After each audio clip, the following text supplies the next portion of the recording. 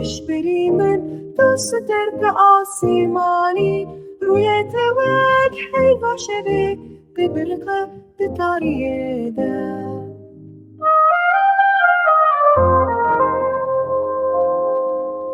بودنین در شکرین